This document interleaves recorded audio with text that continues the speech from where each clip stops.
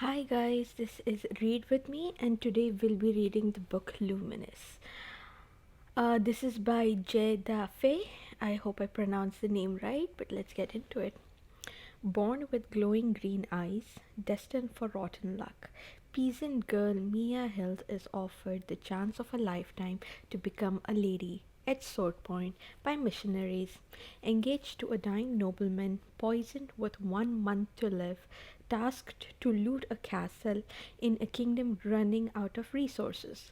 Little did Maya know that this shenanigan would lead her across land and overseas, from a mountain made of sapphire to an island shrouded in silver spiral clouds, with masquerades, heists, kidnapping, assassination, shipwrecks, alchemy, reading lessons, romance, and an unexpected bump along the way.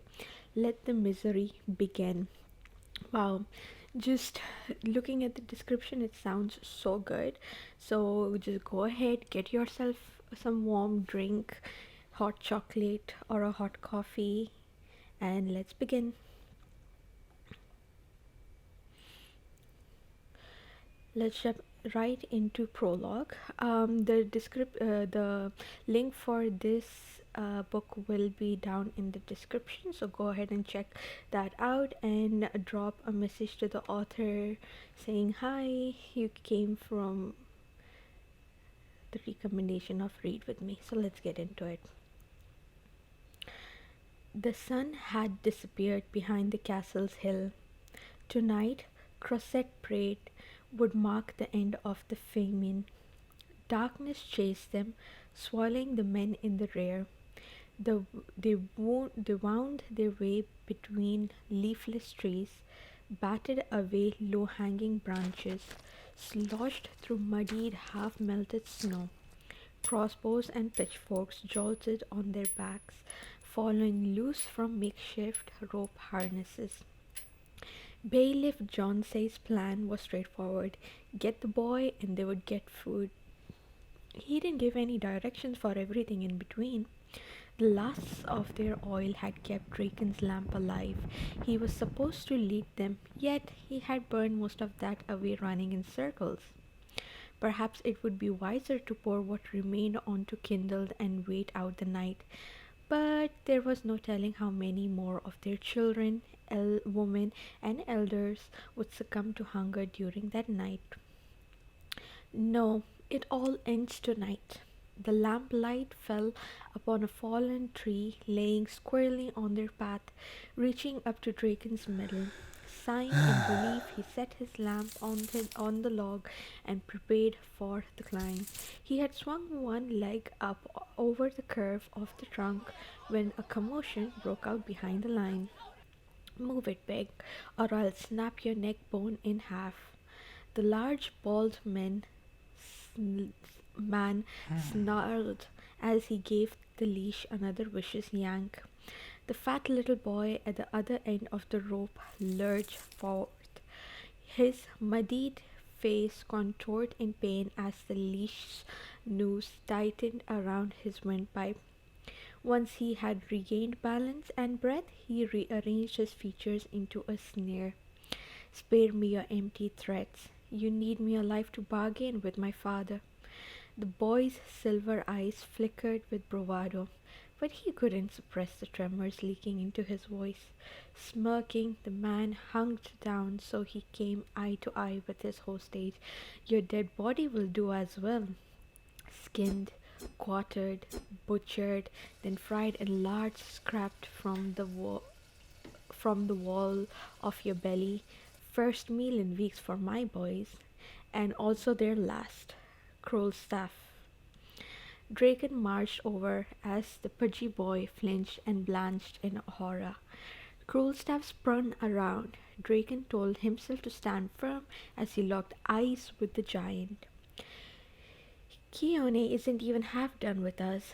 We keep the boy safe here in Corset, and his father will keep us all fed throughout winter. That's the plan, he reminded his troublesome neighbor for what he felt was the umpth time. Cruelstaff rolled his eyes at the heavens. Why don't you give me that arm hem? Armorheim, I hope I'm pronouncing that right. He spat, his jade-like hand swiping for the lamp. Unlike your son of a war in Meriton, my children are dying as we are wasting time in this godforsaken forest. Draken was livid, all attempts to keep peace abandoned. He seized Krulstoff by the collar. Don't you dare! Before Krulstoff could retaliate, the other men hauled Draken away. He's got a point, Draken.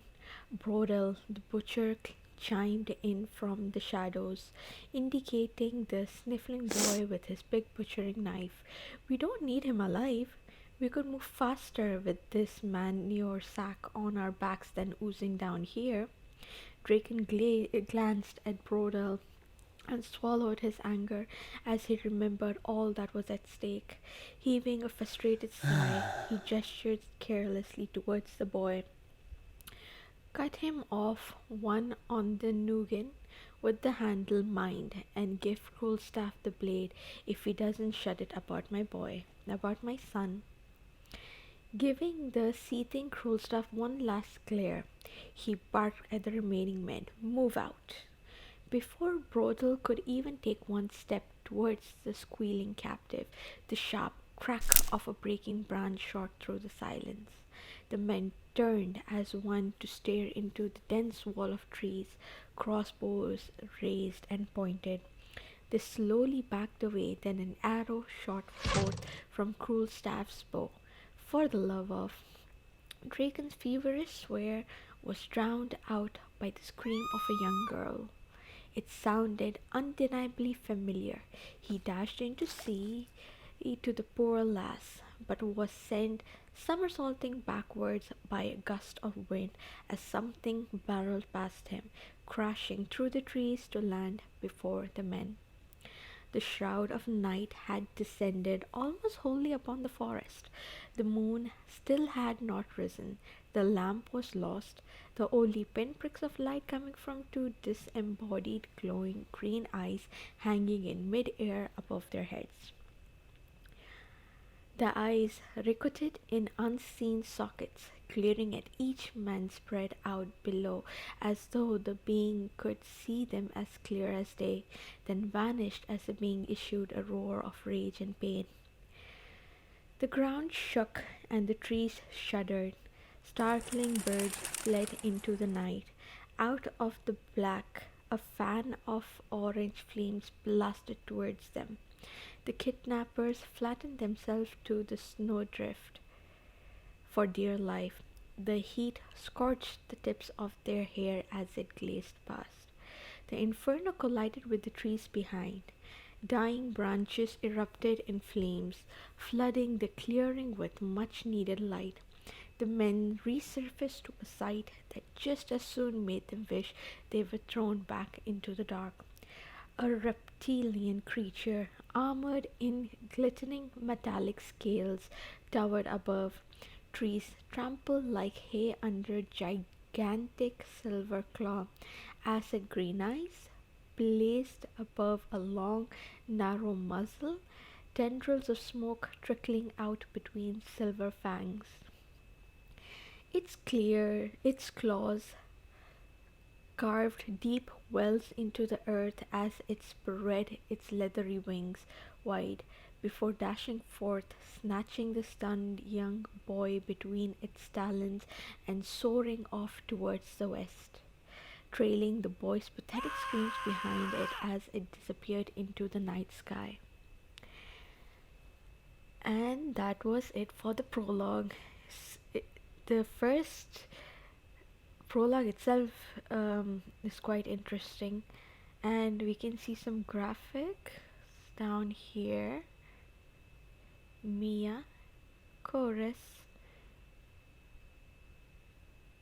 Irinel, I hope I'm pronouncing the name right. Zier, Gillian. So if you guys want to check the story out, the link is in the description. And just a disclaimer, I'm not perfect, so there are gonna be mistakes. So hope you like and subscribe and follow for more. Thank you.